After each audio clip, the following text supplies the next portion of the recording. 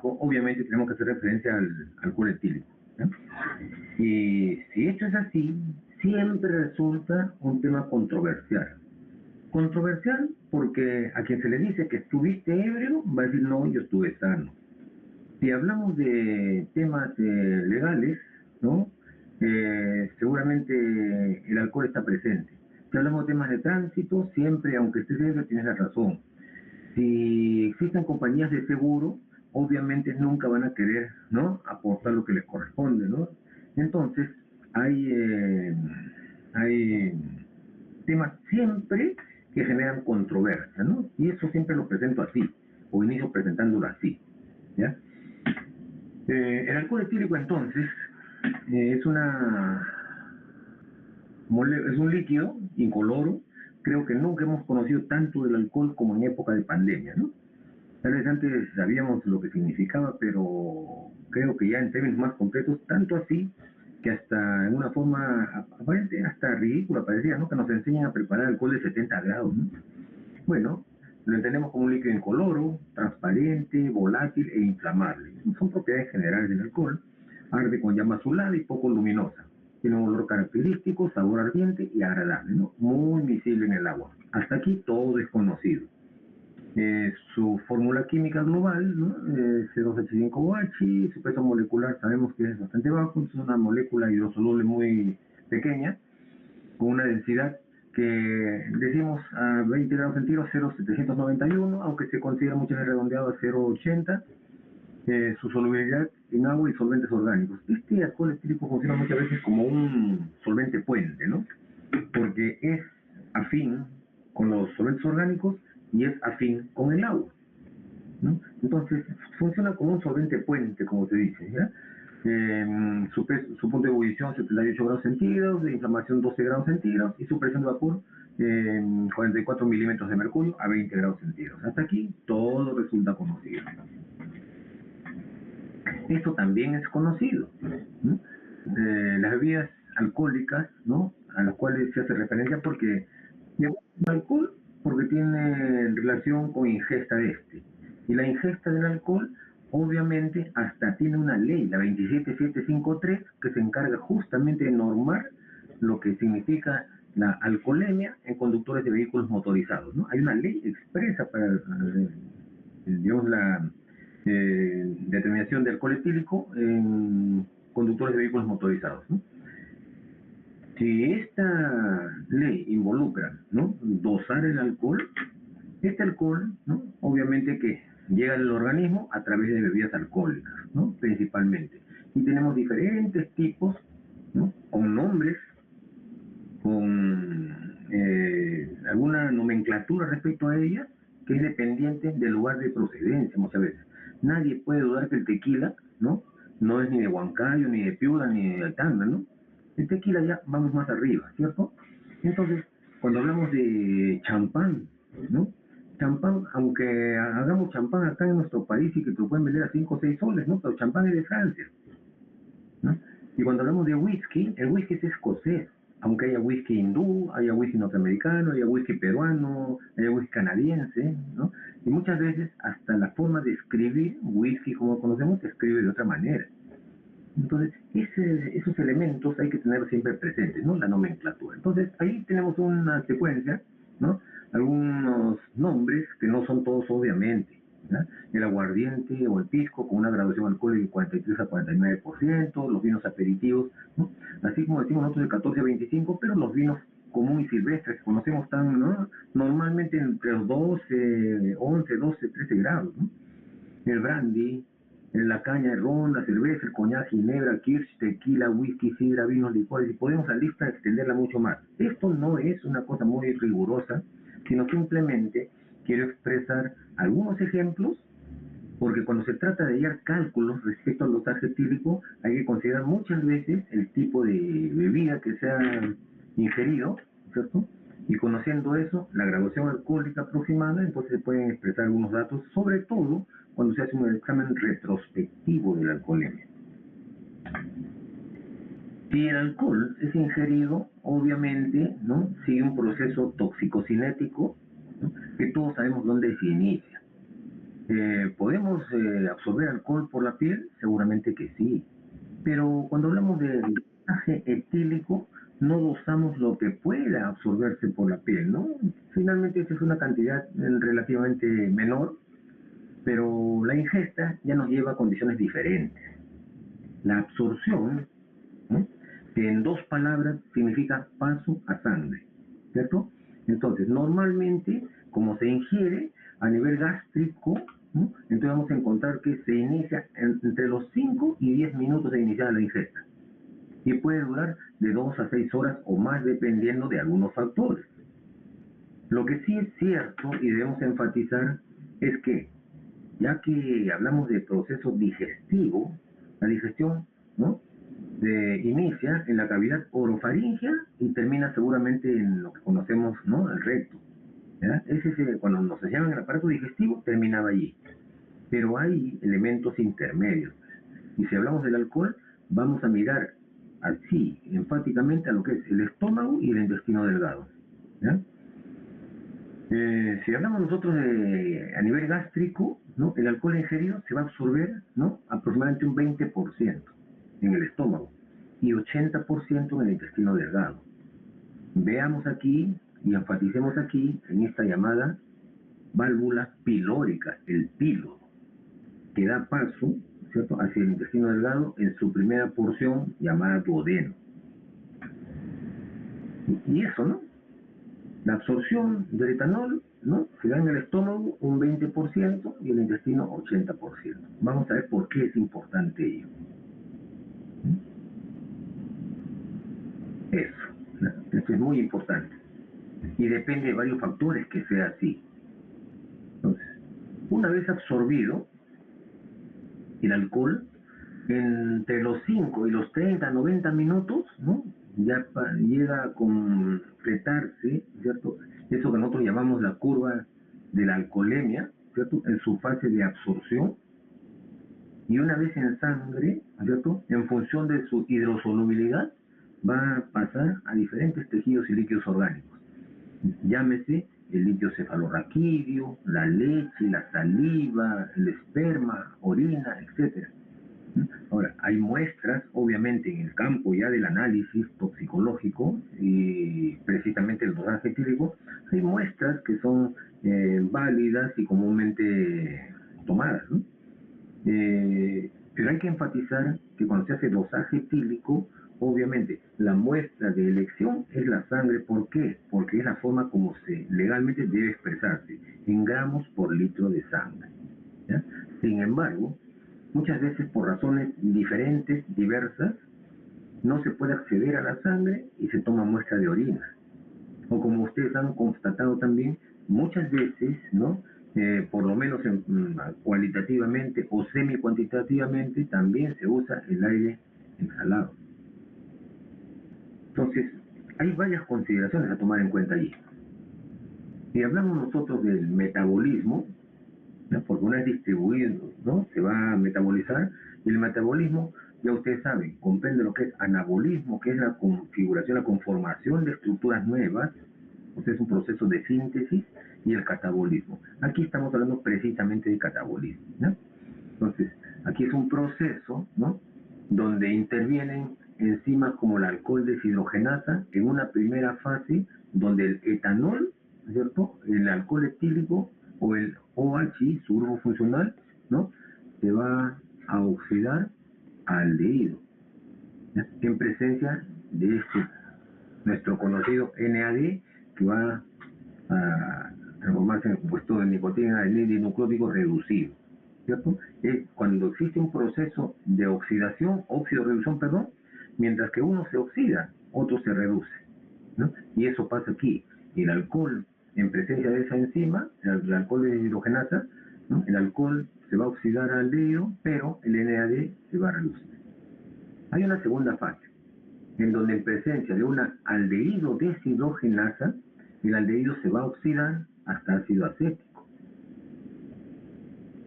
E igualmente, si hay un proceso de oxidación, hay alguien que ha de reducirse. Nuevamente es el NAD que se reduce. Y una tercera fase, donde el ácido acético, ¿no? En presencia de coenzima A, va a formar nuestra muy familiar para nosotros asumir coenzima A, ¿no? Que interviene en muchísimos procesos bioquímicos. ¿Ustedes recuerdan un poquito la acetilcoenzima A? ¿Algún proceso donde intervenga?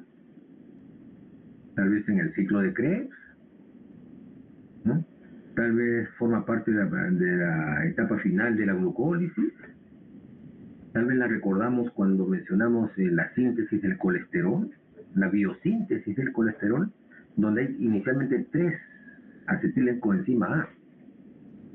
Bueno, es muy familiar para nosotros esta, ¿no? En la biosíntesis de la hemoglobina, tal vez la recordemos, seguramente que sí.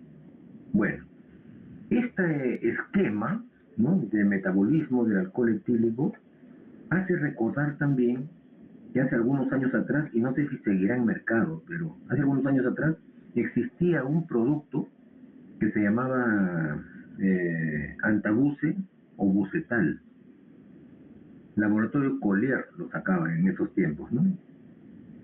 Se extendía libremente, aunque debería ser bajo receta médica y con control médico, obviamente.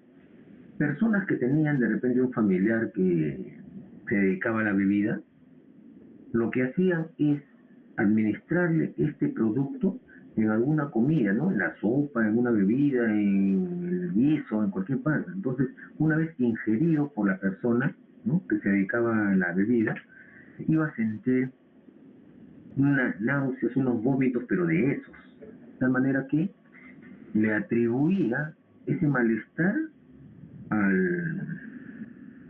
la ingesta de alcohol. ¿Cómo se explica eso? Cuando nosotros tenemos esta secuencia, ¿no?, de metabólica del etanol, nos detenemos en este acetaldehído. Y este acetaldehído es el responsable de esa o que nosotros conocemos como resaca. Y esa resaca con todos los ingredientes tan desagradables que generan, ¿no? Que al día siguiente, ¿no?, los lamentos de siempre, ¿no? No vuelvo a beber, ni más, bueno, la clásica, ¿no? Pero y vamos seguramente a cortarla, como decimos, con un traguito más, ¿no?, para templar los nervios. Bueno, el responsable de esa resaca es este. ¿Por qué el producto bisulfirán, perdón, antabuse o bucetal que les dije, ¿no? Lo que hace ese producto era llegar a inhibir esta enzima aldehído deshidrogenasa.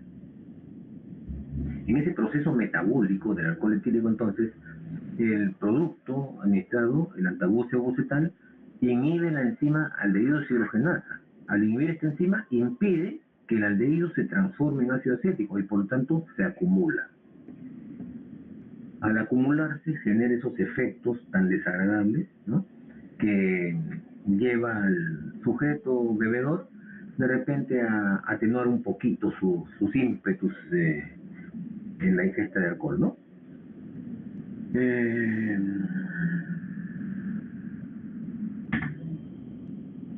Luego de metabolizado, la excreción, la eliminación puede ser por diferentes vías.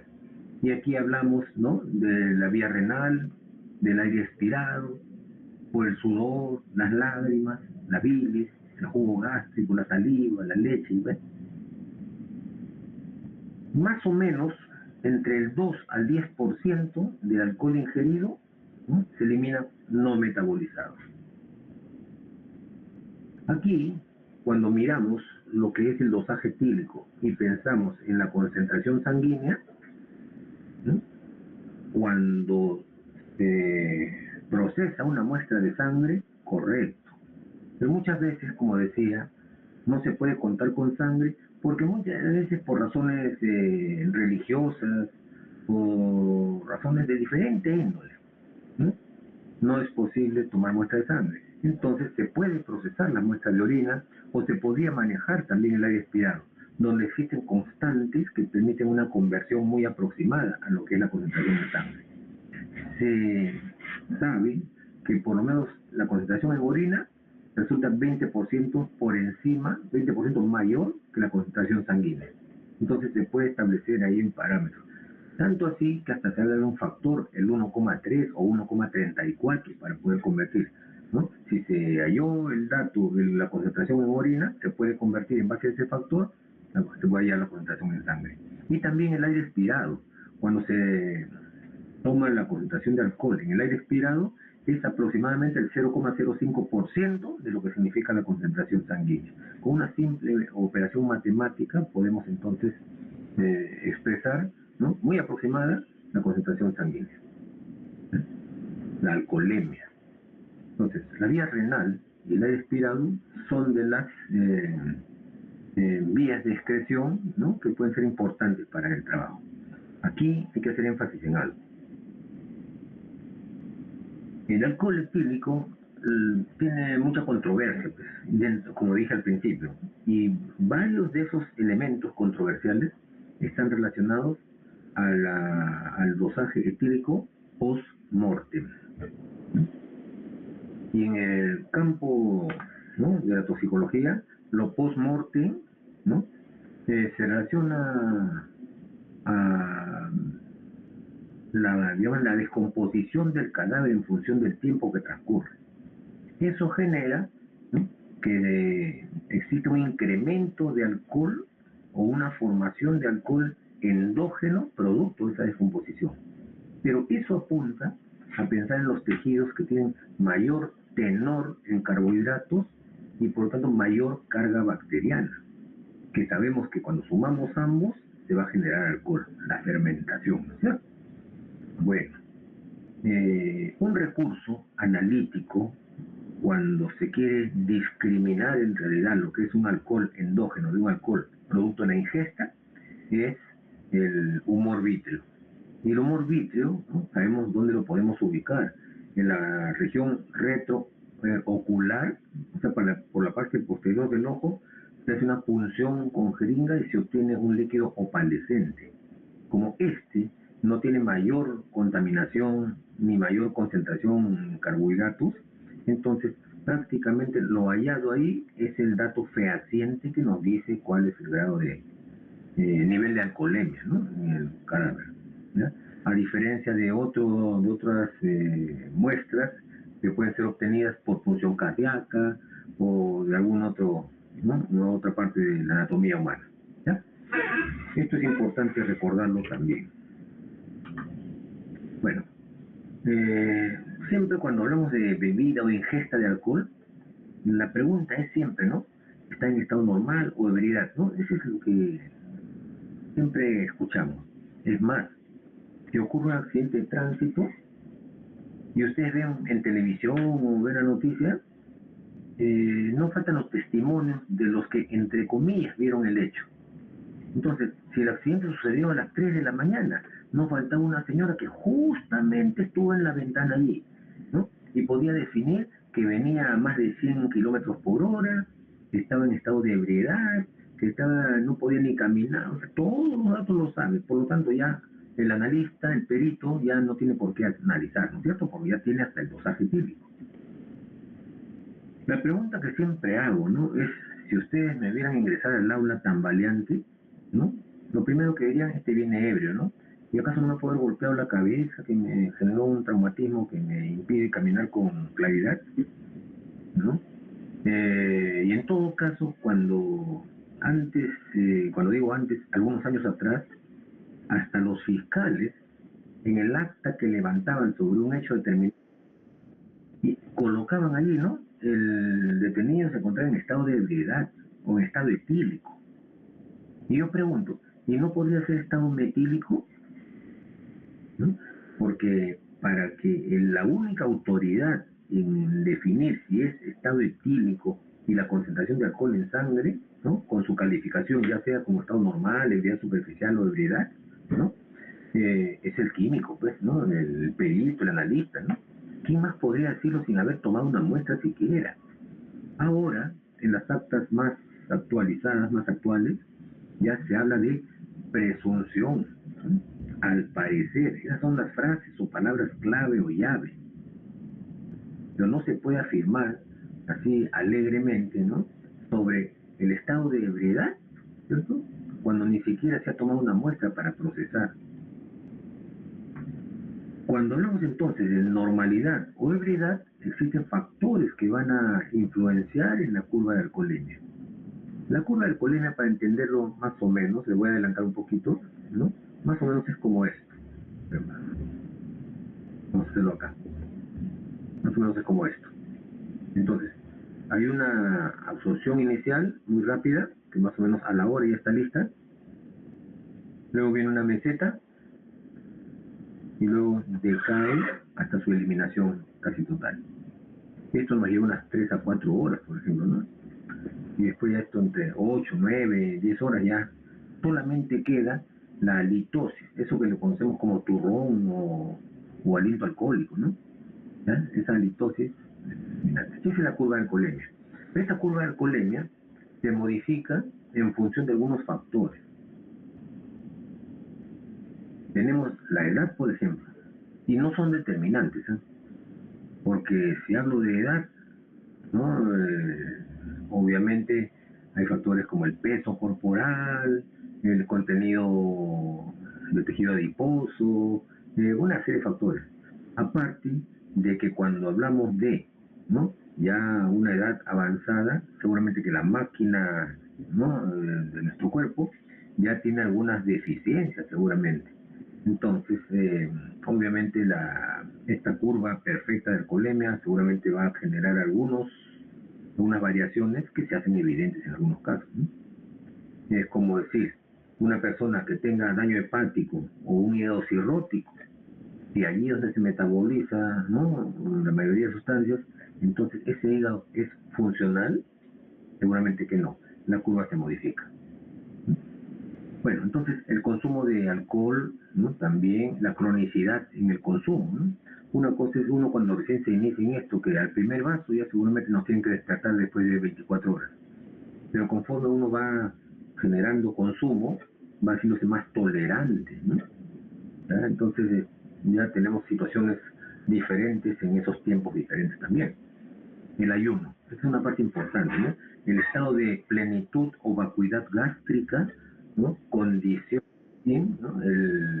La concentración de alcohol, ¿no? Porque es sabido que muchos usan algunas frases, ¿no? Cuando se va a beber hay que hacer base, dicen, ¿no? O sea, comer algo previamente para que no te agarre tan rápido, ¿no? Eso que no te agarre tan rápido es que el alcohol no pase a sangre, no se absorba tan rápido. Por lo tanto, los efectos se retardan, ¿no? De alguna manera. El sexo. Aquí hay una discusión también, ¿no? En estos tiempos donde todo es sensible, ¿no? Hay mucha sensibilidad, ¿no? La discriminación, que el empoderamiento, tonterías que sacan, ¿no?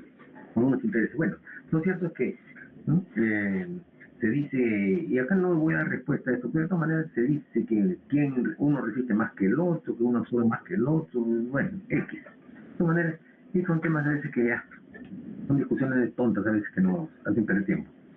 El tabaco, el peso corporal, las interacciones con fármacos. Se dice muchos fármacos en su literatura, ¿no? No consumir si se bebe alcohol son incompatibles, ¿no? El consumo paralelo.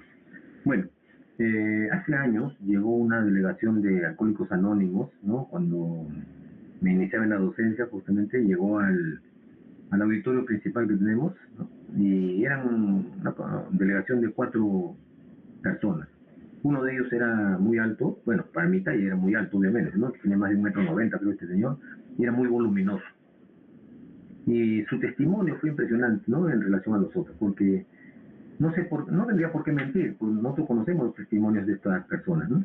Entonces dice que en su momento cumbre, entre comillas, ¿no? Él llegó a consumir 12 botellas de ron por día, puro, 12 botellas de ron por día puro, ¿no? Y a ese nivel se llega, ¿no? Entonces, cómo estará esa máquina de su organismo, ¿no es cierto? ¿Qué órganos habrán estado plenamente funcionales, cuáles no? El hígado cuando ya no funciona, simplemente el metabolismo no se realiza ahí, es como si pasara las sustancias como por un tubo, ¿no es cierto? Así como entran, salen. ¿Ya? Bueno, lo que habíamos dicho, el 20% en el estómago y el 80% en el intestino. Pero acá el estómago ya se muestra lleno. ¿Sí? A eso me refería en estado de plenitud gástrica, ¿no? Dependiendo también del tipo de alimentos que se ingieren, ese 20% se puede retardar algo. Aquí también hay algo que hay que acotar. Muchas veces hay el concepto de que el whisky es mejor trago porque al día siguiente no amanezco tan matado, como decimos. En cambio, cuando es un licor diferente como la cerveza, ¿no? Seguramente al día siguiente estoy con una resaca terrible. Ah, ese por el whisky es mejor calidad, ¿no? Así se dice. Y eso es un insulto a la industria cervecera, pues. Lo que pasa es que cuando se bebe o se ingiere una bebida alcohólica de graduación alcohólica mayor, y el whisky tiene más de 40 grados, 45 grados, ¿no?, de alcohol. Entonces, al ingerirlo en el estómago, va a generar irritación gástrica, ¿no?, y un píloro espasmo. La válvula pilórica se va a comprimir, se va a cerrar. Y entonces, el vaciamiento gástrico, ¿no?, del estómago hacia el intestino no se da o se retarda. Entonces, por lógica, si el alcohol etílico va a permanecer más tiempo en el estómago, es donde menos se absorbe. Y si menos se absorbe, la cantidad de alcohol que pasa a sangre también va a retardarse y siendo menor que si pasara directamente al intestino, donde se absorbe, ¿no es cierto?, el 80%.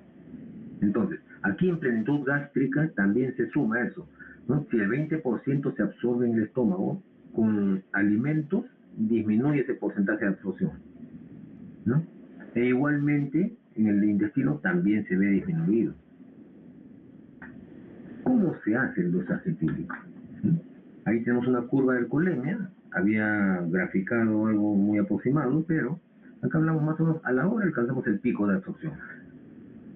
Y después viene la meseta, ¿no?, y la eliminación correspondiente. Aquí tenemos dos situaciones, y no tiene que ser pollo a la brasa, pongan el alimento que ustedes crean. Y no tienen que ser 4 shots de cerveza, puede ser cualquier trago. Acá solamente estoy graficando algo. Y vean dos tipos de curva. Vayamos a ver la superior. Cuando se ingiere bebidas alcohólicas, la curva clásica es la que ven ustedes en color verde, la superior, ¿no? Pues llega a concentraciones para 4 vasos, por ejemplo, de cerveza, ¿no? Podemos tener una concentración de 0,75 aproximadamente, ahí, no sé, 0,7 y un poco más gramos por litro de alcohol, ¿no? Pero miren, cuando se consume esa misma cantidad de alcohol, pero con un alimento cualquiera, no digo que sea pollo a la brasa, entonces como la misma cantidad de alcohol genera una concentración de alcohol que es inferior. Eso es lo que explicaba en el gráfico anterior, ¿no? ¿Eh? Cuando se ingiere o cuando hay plenitud gástrica o el estómago está ocupado por alimentos, y mucho mejor todavía cuando tienen de tipo graso, entonces retardan la absorción mayor. ¿No? Entonces no sé si esto esté claro, pero creo que está bastante gráfico, ¿no? Simplemente asuman que no tienen que ser 4 unidades de bebida, ni tiene que ser pollo a la brasa para que esto suceda, ¿no? Hablamos de una cantidad binaria de alcohol y un tipo de alimento cualquiera. El examen retrospectivo, ¿qué cosa es? Cuando se ingiere alcohol, ¿no?, pueden pasar de repente 8, 9 horas, 3, 4 horas, desde que sucedió un incidente. Entonces, cuando se toma la muestra, habiendo transcurrido unas horas después, seguramente que la cantidad de alcohol no es la misma que lo que pudo haber sido al momento del incidente. Por decir, en este momento tengo un accidente de tránsito, en este momento pasan 3 a 4 horas y paso el dosaje etílico. Obviamente que el dosaje etílico es la cantidad de alcohol en el momento de la toma de muestra. Pero después de 3 horas o 4 horas, ¿en qué parte de la curva de alcoholemia estamos? Entonces lo que se tiene que hacer es un examen retrospectivo, ¿no?, para determinar por cálculo la concentración de alcohol, ¿no?, luego del tiempo transcurrido, ¿no? Bien, para este examen retrospectivo, ¿no?, se usa la fórmula de Widmar, una de las formas, ¿no?, una de las formas. Pero esta tiene validez, yo diría, hasta la etapa de distribución, ¿no?, hasta las 4 o 5 horas máximo. Porque ya cuando está en la descenso o de eliminación, ya no es real. Hay otras formas de determinar donde se dice que se elimina, ¿no?, 0,1 a 0,15 gramos por litro por hora. ¿Qué quiere decir esto? Que si transcurrió una hora, cuando transcurrió una hora, ¿cierto? Entonces, no, acá es hora, por litro por hora. Entonces, si transcurrió una hora, se puede haber eliminado 0,1 o 0,15. Bueno, vamos a tomarlo como 0,1. Si transcurrieron 2 horas desde el incidente, se puede haber eliminado 0,2 gramos por litro.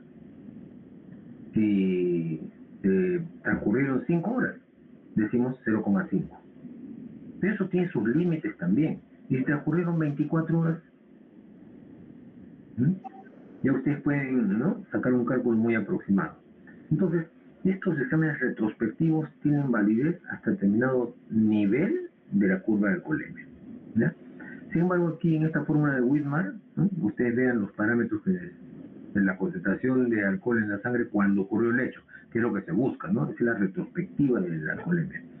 CT, que es la alcoholemia en el momento de la extracción, en el momento de extracción, o sea, pasaron, por decir, 4 horas, tomo muestra. En ese momento tenemos una concentración de alcohol. El tiempo transcurrido, 1 hora, 2 horas, 3 horas, 4 horas, ¿no? Y beta es el coeficiente de etiloxidación, que casi no hay mucha diferencia entre lo que es el hombre y la mujer, ¿ya? Es una de las formas de generar la retrospectiva de la alcoholemia.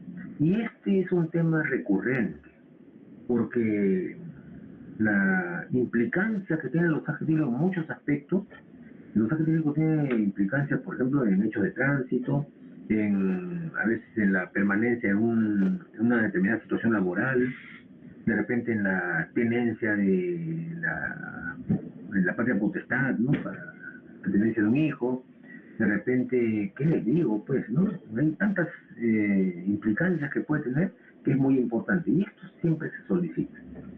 Hay que ser bien cuidadoso en esto. Los efectos versus la dosis, ¿no? Entonces, aquí también hay algo de terminología, nomenclatura, ¿no?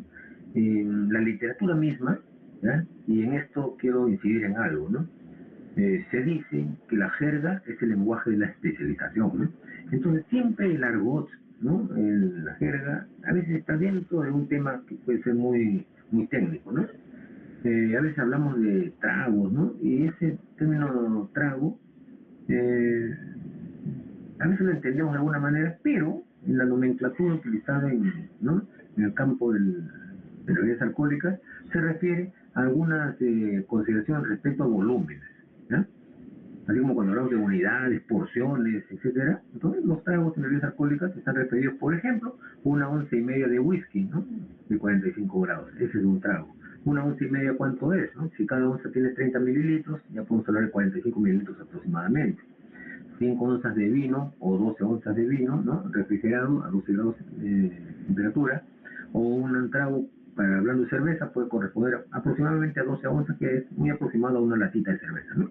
Bueno, y la cerveza puede tener unos 5 grados de alcohol, a pesar que estamos en un rango entre 5 y 7. Hablamos de cerveza, hay algunas que se denominan las cervezas Ale o Ale, como quieran denominarlas, que se dice cerveza sin alcohol.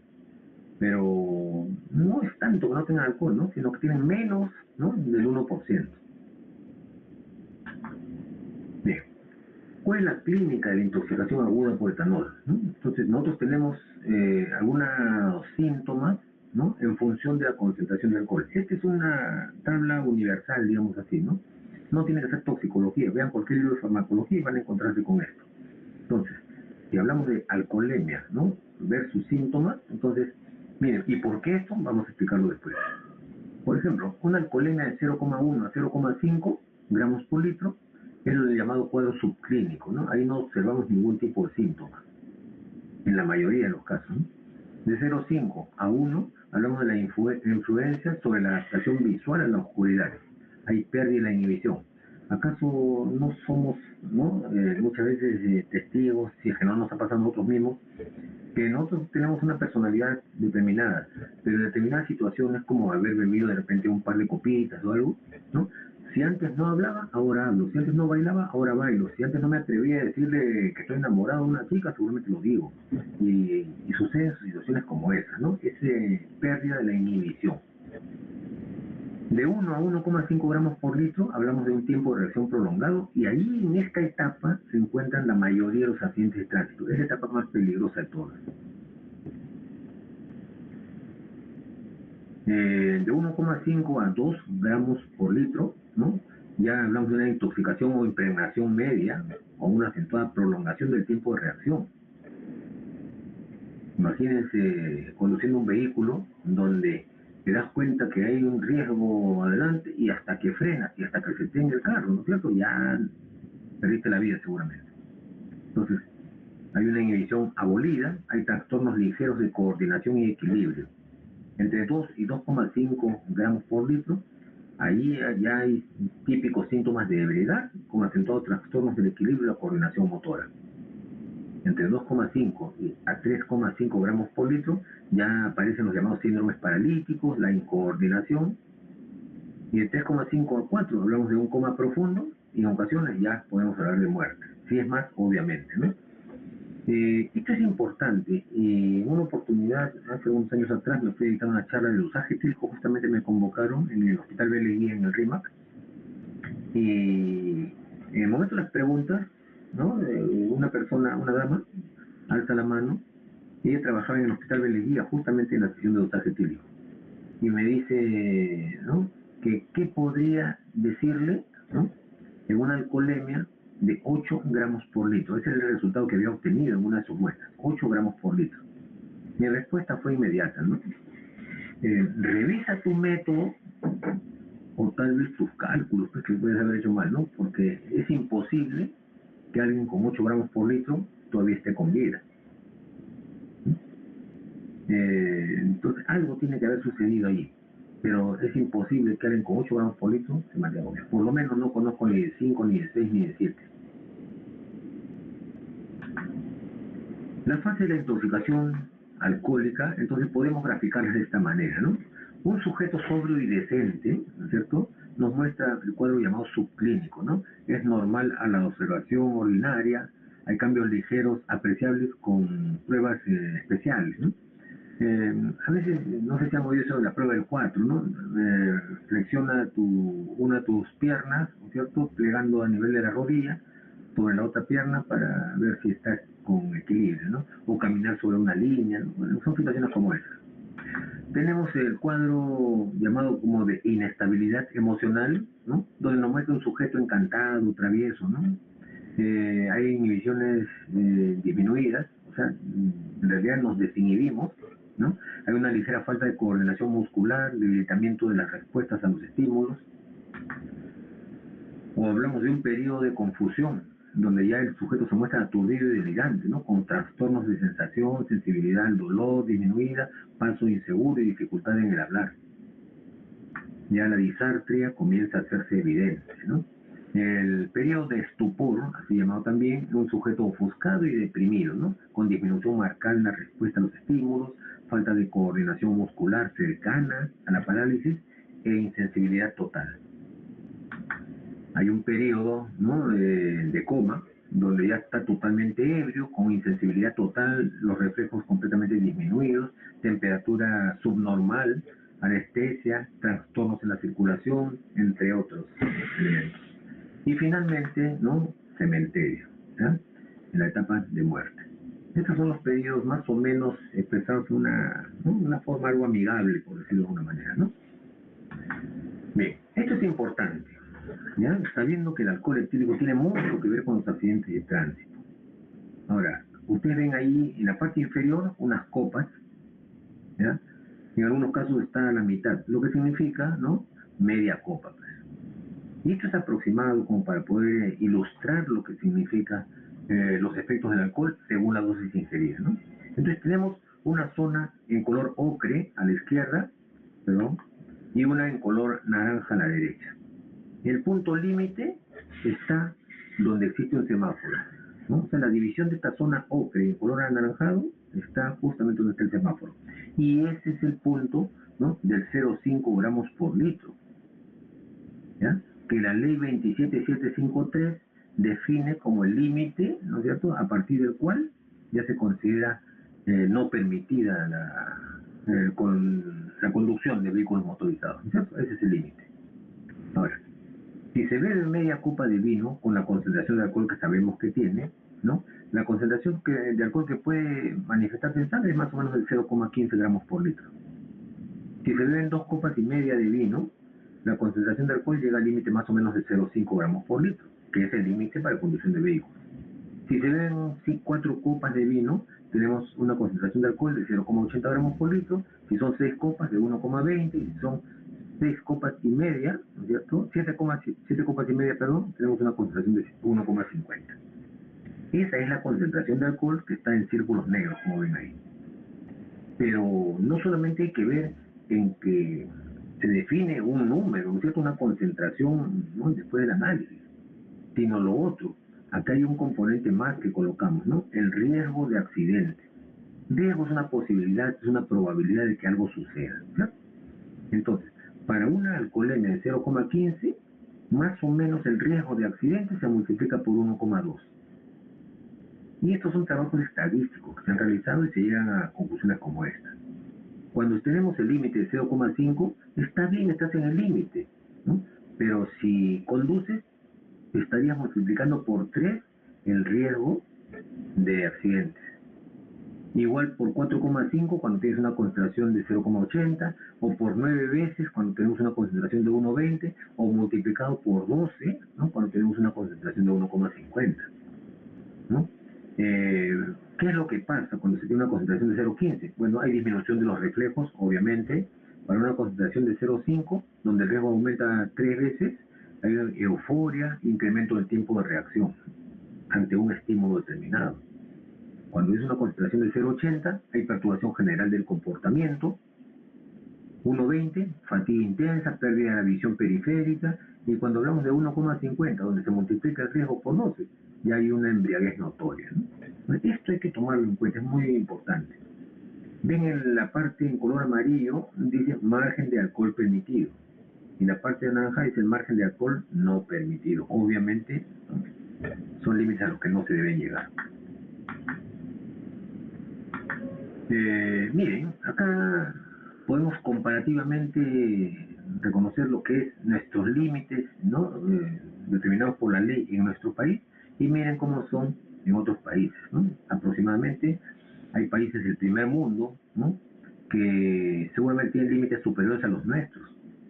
¿Y qué diríamos de eso, no? A ver, por ejemplo, Suiza, 0,8, permiten hasta 0,8 gramos por litro, ¿no?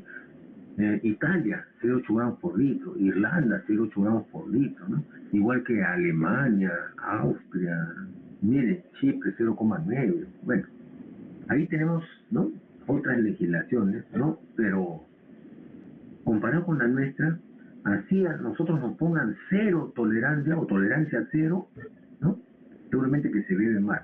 La cultura es diferente, la parte cultural es importante en esto, ¿no? Tal vez en otros lugares se respetan más las normas, ¿no?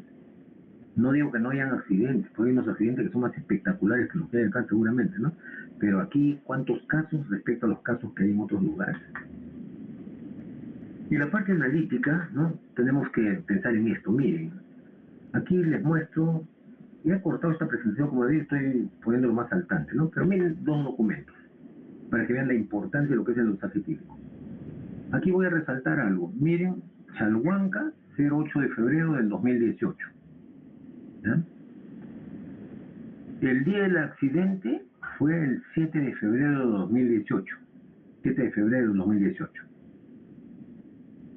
Y la hora de extracción de la muestra, ¿no?, fue a las 16:71 del 7 de febrero. O sea, el mismo día. ¿Cuántas horas pasaron? Que el accidente fue a las 14:30 del 7 y se toma la muestra 2 horas después. Bueno, pero miren el segundo documento. Miren la fecha en que solicitan. El 1 de noviembre del 2019. 1 de noviembre. Hora y fecha del hecho, ¿no?, el 1 de octubre, a las 10:30 aproximadamente. Mi pregunta es, qué validez tiene uno y qué validez tiene el otro. Ya ustedes pueden sacar su línea, ¿no? O sea, después de un mes, como en el segundo caso, miren la fecha acá, miren la fecha acá. Después de un mes, ¿resultará válido ese examen? ¿Qué retrospectiva podemos emplear allí? No es aplicable. Bien, cualquier parecido es mera coincidencia. Aquí vemos el alcohol en el aire expirado, obviamente. Antes se hacía con un tubo y una cánula, una cañita, en donde en el tubo contenía una solución de permanganato de potasio diluido en ácido sulfúrico diluido, ¿no? Entonces, al exhalar sobre el tubo a través de la cañita, ¿no? Entonces la solución perdía color y eso era un indicativo cualitativo de que existía alcohol. Luego aparecieron, ¿no? Bueno, este es en otra imagen, ¿no? El permanganato que desaparece y después aparecieron estos alcohómetros, alcotest, alcosensor, ¿no? Que tienen diferentes modelos, ¿no? De tal manera que igualmente nos muestran, aparece cuantitativo ahí, obviamente, pero en realidad tiene alguna aproximación, ¿no? Entonces hay diferentes modelos, ¿no? Diferentes modelos y existen algunos que son así tan pequeñitos como un llavero, ¿no? Esto el año pasado estaba así, ¿no? En los mercados fuera del país lo venden así, ¿no? Como llaveritos para cuando uno sale a beber puede controlarse inmediatamente su alcoholemia para poder determinar si ya detiene la ingesta o de repente ya no está en condiciones de manejar, ¿no? Entonces ahí lo tiene, ¿no? Es para determinar el contenido de alcohol en sangre, ¿no? Nos da con 2 decimales de aproximación. Hay diferentes dispositivos, hay unos que son muy baratos, ¿no? Le puede costar hasta 20 soles, lo compran en Amazon, ¿no? Pero en realidad no son muy, no nos garantizan mucho porque se saturan muy rápido y finalmente no resultan demasiado útiles con el tiempo, ¿no? De uso. Bueno, la alcoholemia en personas, ¿no? Obviamente hay un instrumental adecuado con jeringa de un solo uso, la desinfección de la piel como cada vez que extraemos sangre, obviamente, pero menos con alcohol porque, ¿no? Tenemos que estar, obviamente, descartar esa contaminación por desinfección, ¿no es cierto? Estamos determinando alcohol, por lo tanto el alcohol no debe estar. Puede usarse solución de mercurocromo, agua con jabón, agua destilada, pero nunca alcohol, ni tintura de yodo que también tiene su base de alcohol, disolvente con fracciones volátiles, evitar eso. Y dentro de las formas de determinación del alcohol tenemos las llamadas cámaras de Conway o método de microdifusión. Entonces, la parte experimental, ¿no? Estas cámaras de difusión que pueden ser de vidrio, porcelana o de plástico, plástico para laboratorio obviamente, ¿no? La parte experimental comprende uso de reactivos, ¿no? Como la solución de bicromato de potasio medio sulfúrico, de la mezcla oxidante. Aquí está la forma de preparar, que creo que, bueno, eso no es el caso en este momento. Hay una solución saturada de carbonato de potasio, ¿no? O puede ser de sodio también, que actúa como solución liberante, ¿no? Ahí está la forma de preparar. O tenemos la solución madre de alcohol etílico. Si vamos a cuantificar, obviamente partimos de una solución madre de alcohol, ¿no? Que también está la forma de preparar y a partir de ella tenemos las soluciones de trabajo, ¿ya? Soluciones de trabajo, para la curva de calibración. Cuando uno hace una curva de calibración, obviamente adopta concentraciones que estén comprendidas dentro de lo que signifique una ingesta, pues, ¿no? Desde el grado de estado normal hasta el grado de ebriedad, ¿no? Y hemos dicho que hasta 4 o 5 gramos por litro, ¿no es cierto? Entonces, tomamos cantidades que pueden ser viables, pues. No es una curva de calibración que me lleve hasta 10 gramos por litro, porque no tiene sentido, ¿no? Entonces, ahí está cómo preparar esta curva de calibración. Y finalmente, el método de microdiffusión consiste en esto. Primero, en esa cámara de microdifusión de Conway, ¿ya? Entonces, en la parte central, son 2 cámaras concéntricas en donde la central tiene menor altura que la periférica. De tal manera que cuando esto se tapa, una vez puesto en funcionamiento, ¿no?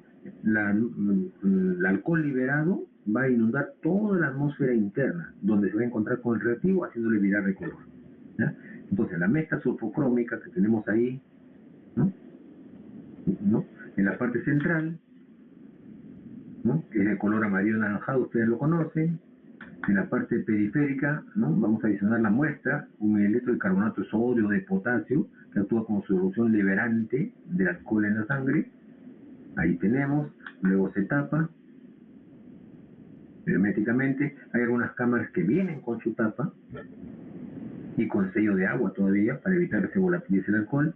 Y miren cómo el color va cambiando en función de la concentración de alcohol. Cuando eso sucede, entonces se retira la tapa, ¿no? Ahí está el cambio de color porque es una reacción de óxido-reducción. Vamos a ver cómo funciona eso. Una reacción de óxido-reducción donde el bicromato, ¿no?, que tiene el cromo más 6, va a pasar a cromo más 3. Y el cromo más 3, ¿no es cierto?, tiene un color diferente al del bicromato, ¿no es cierto?, que es de color celeste o verde. Entonces, una vez hecho esto, se retira la tapa, se extrae cuantitativamente esa parte del reactivo reducido, se extrae cuantitativamente a la fiola, ¿no?, y luego a 10 mililitros. Y eso se lleva a 450 nanómetros a un espectrofotómetro. Ya ustedes saben, está de más decirles que el espectro electromagnético de la luz, que tiene 3 campos principales, porque hay otros, ¿no? El visible, que está entre 400 a 800 nanómetros, ¿no es cierto? El ultravioleta, que está por debajo de 400, y el infrarrojo por encima de 800. Cuando yo digo 450 nanómetros, obviamente estamos en el rango visible. Y eso es fácil de determinar. Con nuestros ojos vemos los colores. Yo sé cuándo es rojo, cuándo es verde, cuándo es amarillo, ¿no es cierto? Bueno, eso mismo se aplica al equipo, ¿no? Cuando son sustancias coloreadas, estamos en el visible. Cuando son incoloras, estamos en el ultravioleta. Paralelamente se puede usar el método de Chester, ¿no?, donde uno maneja estos dispositivos, ¿no? Tenemos un vial, son viales que no son cualquiera, con su tapón de goma y su precinto metálico, un alfiler, ¿no?, un papel de filtro, un cuadro más o menos de 4 centímetros de largo, ¿ya?, que plegados dando un ancho de 1 centímetro, o sea, plegarlo en 4. Entonces la forma de proceder es esta. Yo tengo ¿no?, el tapón de goma, lo perforo con el alfiler, coloco el papel de filtro plegado, ¿no?, y luego voy a embeberlo con la sangre con un volumen determinado, ¿no?, para cuantificar. La sangre se embebe en ese papel de filtro, luego acondiciono el vial, son viales especiales, ¿no?, donde incorporo la mezcla sulfocrómica, más o menos lo que hice con la cámara de microdifusión de Conway, y luego monto el sistema. Colocamos su precinto de seguridad y luego se somete a reacción. Puede ser a baño María, puede ser en una estufa a temperatura, como para que el alcohol se volatilice. Unos 40 grados, 50 grados es suficiente. Una vez que se realiza el proceso de óxido-reducción, entonces se desmonta el sistema y esa mezcla oxidante ya reducida, ¿no?, cuantitativamente se transfiere a la fiola, se enrasa 10 mililitros, igualmente se lleva 450 nanómetros. Ese es el método colorimétrico de Chester modificado, ¿no? También se puede usar el llamado Headspace, que emplea estos viales también con sus correspondientes tapones de goma y sus precintos de seguridad.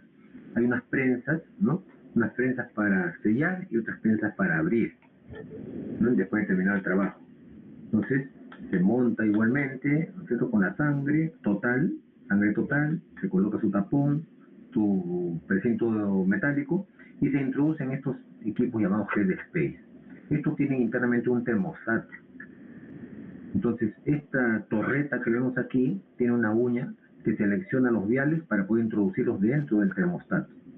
Y es en forma secuenciada. Miren ese rack que contiene un número de muestras bastante grande, pero yo puedo programar de todo ese volumen de muestras, que puede ser 50 muestras por decir, yo puedo elegir que me lea la 1, la 5, la 8, por ejemplo, ¿no? Entonces selecciona secuenciadamente esas 3, las mete al termostato y luego, una vez que ya alcanza su temperatura de equilibrio, simplemente tiene una aguja interna que perfora el tapón y el compuesto volatilizado va a pasar a través de una línea de transferencia, esta manguera que vemos ustedes lateral, hacia la inyección a un cromatógrafo de gases, ¿sí? Y ese es el cromatógrafo de gases. Acá tenemos un Headspace, ¿no?, que hace lo que les dije, el termostato interno, y allí, a través de una línea de transferencia, se va a inyectar el cromatógrafo de gases y va a permitir la lectura directa. La reacción que se produce es esta, ¿no? El alcohol etílico más el bicromato de potasio que está en medio sulfúrico, ¿no? Eso que vemos ahí en la línea punteada corresponde a la mezcla oxidante de bicromato en color anaranjado, ya ustedes saben qué color tiene este, va a generar qué cosa. El alcohol etílico oxida hasta ácido acético finalmente. Ya hemos visto en el metabolismo también, ¿no? Primero acetaldehído y luego ácido acético, con sus correspondientes subproductos, ¿no? Ese subproducto va a ser el bicromato cromo más 6, va a ser reducido a cromo más 3. ¿Ya? Luego, bueno, si tenemos el balanceo de la reacción, es bastante sencillo, creo que dominamos todo eso de sobra, ¿no? Y finalmente ese cromo más 3, esa solución, ¿no?, de sulfato de cromo, ¿no?, se va a leer a 450 nanómetros, ¿no? Acá es necesario siempre que esta mezcla oxidante esté en exceso para asegurarnos de que todo el alcohol liberado reaccione completamente. Bien, ahí tenemos nosotros lo que era, ¿no?, un trabajo antiguo. Bueno, antiguo no, me refiero a los equipos que existían antes, ¿no? Como vemos aquí, es un espectrofotómetro ultravioleta visible, ¿no? Un Hewlett Packard de aquel tiempo que era un equipazo, era para ser tan pequeño, tan compacto, y en milisegundos teníamos la respuesta así. Miren nomás, esto es de los años 90, ¿no? Donde tenemos esas computadoras de cola, como ven, ¿no? No había pantallas planas en ese tiempo. Y esta era una computadora Hewlett Packard Vectra 50, ¿no?, que tenía un disco duro bastante pequeñito, que no llegaba ni a 1 giga. Así eran los equipos antes. Y la pantalla que uno veía era como esto, ¿no?, donde veíamos claramente, que acá ven ustedes 3 iconos que correspondían a los 3 botones que tenía ese equipo, nada más, ¿ya?, que tenía que ver con la muestra, con el estándar y con el blanco, nada más. Accionamos eso y es muy intuitiva la pantalla, ¿no?, que finalmente nos daba el gráfico, la curva de calibración y finalmente la concentración en la tabla inferior, ¿no? Era bastante bonito ese equipo, ¿verdad? Aquí tenemos un antiguo cromatógrafo de gases, ¿ya? Ahí tiene el Head Space, ¿no?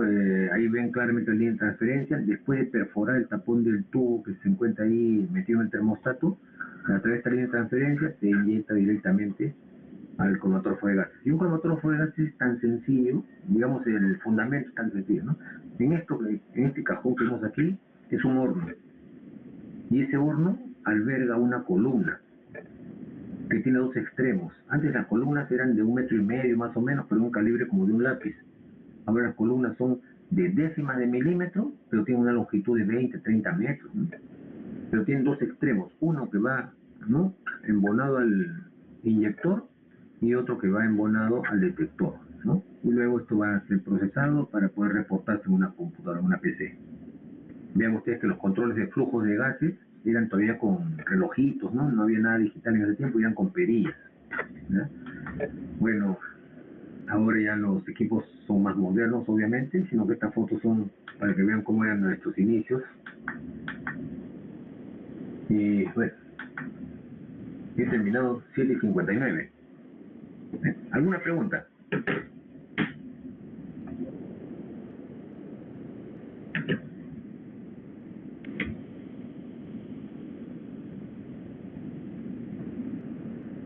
¿Alguna pregunta? Ya. No sé si han estado. Voy a entender que sí han estado, ¿no? Entonces, más bien el día de mañana, como les decía, tengo el mismo problema que la semana pasada, ¿ya? Como tengo sesión con ustedes, no sé si me podrían dar la oportunidad de hacer la clase en el día que ustedes